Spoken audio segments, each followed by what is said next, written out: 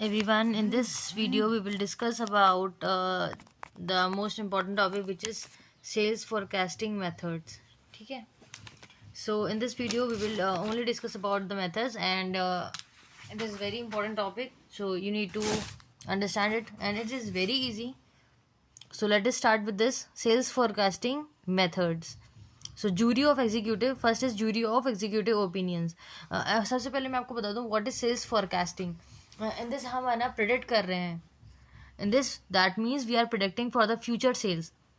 How much the sales will be occurring, है ना, what will be the future demand of that product which we are going to deliver to the customer. So we are predicting it. हम पहले define करके देख रहे हैं और पहले ही अंदाजे लगा रहे हैं, assumptions लगा रहे हैं that the future sale will be this for the month, for the week or years, right? So that is sales forecast. इसके methods क्या होंगे? First is jury of executive opinions. इसमें हम क्या होंगे, जो एग्जीक्यूटिव्स होंगे, जो CEO होंगे, डायरेक्टर्स होंगे, तो वो जो है अपना ओपिनियन देंगे about the sales forecast that in the future the sales will be of 30K or 50K LPAs or 50K LPAs. So they are just predicting. वो अपने जो एग्जीक्यूटिव ओपिनियंस है उनके हिसाब से जो है वो अपने हिसाब से बताते हैं कि है ना कि इस महीने की सेल या अगले साल तक इतनी सेल्स तो हो ही जाएगी. So the jury of executive opinion, it is based on the opinions of the executive, the CEOs. वो अपने आप से assumptions लगाते हैं, predict करते हैं. Next is polls of sales force opinions. जो भी हमारी sales force है वो they are directly dealing with the customers, जो sales के अंदर है, तो उनसे हम ओपिनियन ले सकते हैं कि हमारी जो सेल्स फोरकास्टिंग होगी अबाउट द सेल्स फोरकास्टिंग कि फ्यूचर में कितनी सेल्स हो सकती है, क्योंकि उन्होंने वो क्या है, they are the workers, they are the key players of the sales. तो वही सेल्स फोर्स जो है वो हमको अच्छे से बता सकती है कि है ना कि because they are working on that, so they know about the market trends, customers taste, future preferences of the customers. So they have the wider knowledge apart from the others. तो इतनी नॉलेज ना production managers को होगी, ना manufacturers को होगी, है ना, जितनी की सेल्स फोर्स को होगी. They know about the customers taste and preference as compared to others, because they used to directly deal with the customers. So sales force opinions से हम जो है अपने सजेशंस ले सकते हैं कि फोरकास्ट आगे फ्यूचर के लिए, सेल्स के लिए, तो हम उनसे जो है राय ले सकते हैं, ठीक है, डिसीजंस ले सकते हैं उसके अकॉर्डिंग. तो सेल्स फॉरकास्ट हम उनसे जो है उनके ओपिनियंस के बेसिस पे भी कर सकते हैं. Projection of past sales, it is based on the historical method. Like है ना, पहले जो है हमारे पिछले साल हमने जो है 15 लाख की जो है हमने पिछले महीने सेल की थी, तो हम आगे के लिए असम्पशन लगा सकते हैं कि हाँ इस बार 16-17 तो हो ही जाएगी. ठीक है, अगर हम वो पुरानी जो चीज़ें हैं वो ना दोहराएं. ठीक है, जो भी गलतियां हैं, जो भी अनसर्टेनिटीज़ हैं विच अकर हुई है, उसके चक्कर में हमारी सिर्फ 15 जो है लाख हमारी सेल हुई थी पिछले महीने, तो हम आगे के लिए प्रेडिक्ट कर सकते हैं कि अगले महीने 20 तो हो ही जाएगी, या 16 तो हो ही जाएगी, या 17 तो हो ही जाएगी. ठीक है, हम बेस कर रहे हैं. और अच्छा ठीक है, ये भी है एक तरीके का.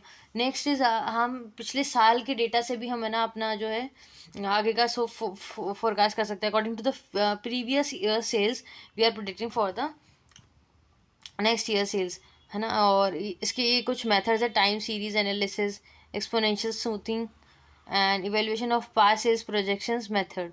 सो ये इसके मेथड्स हैं प्रीवियस ईयर्स को जो है फोरकास्ट करने के. Next is survey of customers buying plan. हम क्या कर सकते हैं, डायरेक्टली कस्टमर से का एक एक करके सर्वे ले सकते हैं, जिससे क्या हमें जो है कस्टमर का टेस्ट एंड प्रेफरेंस और उनके जो है न्यू चैलेंजेस का पता चले कि what they wanted, what are their expectations to fulfill that we should we shall work on that. तो हम क्या है हम सर्वे कर सकते हैं डायरेक्टली कस्टमर से जो भी उनके प्रेफरेंसेस है, और उसके बेसिस पे हम उस कस्टमर के सर्वे के बेसिस पे हम कस्टमर्स की सारी इंफॉर्मेशन लेकर और फिर हम ये प्रेडिक्ट कर सकते हैं कि फ्यूचर में हमारी सेल्स कितनी होगी. तो this is also one of the sales forecasting method. Next is regression analysis. Regression analysis होता है कि रिलेशनशिप बिटवीन टू वेरिएबल्स. जैसे एक में चेंज से दूसरे में होगा. जैसे इसका एक जो है मेथड है जो है y is equals to a plus B X. So y is a dependent variable and x is a independent variable where a is intercept and b is a slope. So एक equation है ये जिसके basis पे हम है ना इसको जज करते हैं. That is covered in regression analysis. जो रिग्रेशन एनालिसिस है जैसे होता है ना एक वेरिएबल की वजह से दूसरे में जो इफेक्ट पड़ रहा है, जो रिलेशनशिप बिटवीन टू वेरिएबल्स ये वो शो करता है. सो दिस इज जो है जो अदर फैक्टर्स की वजह से भी इसमें क्या होता है फ़र्क पड़ता है. This is regression analysis. ना है econometric models building and simulation. This is based on the relationship among economic variables to forecast future development, है ना. तो हम फ्यूचर की जो चीज़ें हैं उसको डिमांड जो है फोरकास्ट कर सकते हैं according to basis of income हो गई, जीडीपी हो गई, टैक्स हो गया, व्हाट आर द स्पेंडिंग्स हैं जो खर्चे हैं, employment, household income. According to this of the customers we can predict our future sales. So this is one of the other sales forecasting method. अगर हम दूसरी चीज़ों की बात करें तो मार्केट डिमांड्स हैं, है ना, टेस्ट मार्केटिंग है. हम जो है मार्केट के जो मार्केटिंग में टेस्ट करके हम जो है पता लगा सकते हैं. Apart from this there is expert opinion. हम एक्सपर्ट्स जो हैं जो जो जो मार्केट के एक्सपर्ट्स होते हैं उनसे भी हम राय ले सकते हैं, ओपिनियन ले सकते हैं अबाउट दिस. और इसके अलावा हम एक डेल्फी मेथड होता है जो कि होता है ग्रुप ऑफ एक्सपर्ट्स होते हैं. फिर वो क्या होता है एक दूसरे को रेस्पॉन्स करते जाते हैं जो भी क्वेश्चंस आते हैं. एक ग्रुप होता है पूरा एक्सपर्ट्स का, वो है ना अपने अपने अंदर ही राय लेते रहते हैं एक दूसरे से, है ना. अच्छा ये फिर एक कॉमन जो है रिस्पॉन्स पे आ जाते हैं. That leads to help us in forecasting our future sales.